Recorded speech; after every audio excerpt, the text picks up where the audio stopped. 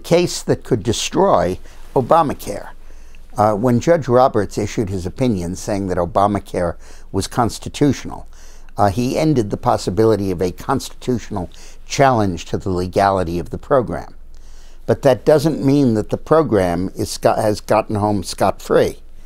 There's a new challenge emerging called the Halbig case, H-A-L-B-I-G, Halbig versus Sebelius, that is just about clearing the circuit court in the D.C. Circuit and will probably go up to the U.S. Supreme Court. Halbig is about a provision in Obamacare that says very plainly that subsidies may only be given to health care policy recipients who get their policies through state exchanges. State exchanges. Nobody that gets a policy through a federal exchange is allowed to get a subsidy. Now, of course, the way the IRS has implemented this law is totally to disregard the difference between state and federal exchanges. There are 14 state exchanges, and 36 states get their health insurance from federal exchanges, and 80% of each group get federal subsidies. But the law doesn't say that. The law says it has to be through state exchanges.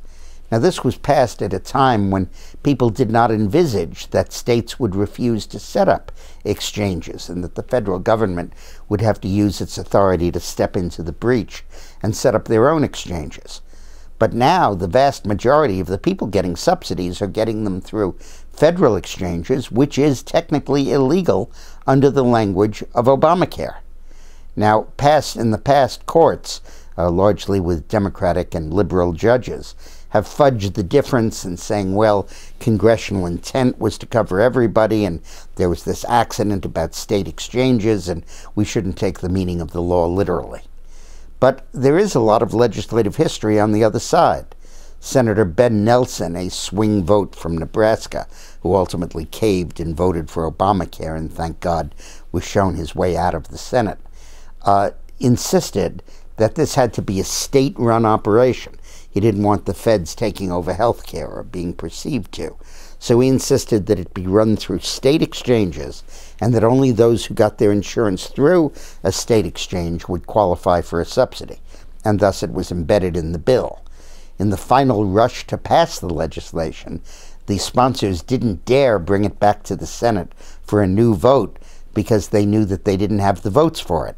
And therefore they took the old Senate bill with the state exchange language in it, had the House pass it, and made it the new law of the land.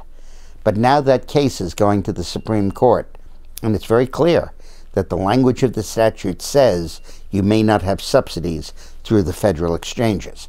Now, if those subsidies are thrown out by the court, the whole program goes kaput, because you can't have a mandatory requirement that you get health insurance as long as there is no subsidy, because not everybody can afford it. The premiums are pretty high and unaffordable.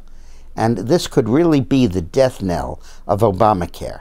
So keep watching this. It's called the Halbig case, H-A-L-B-I-G. Thanks for watching.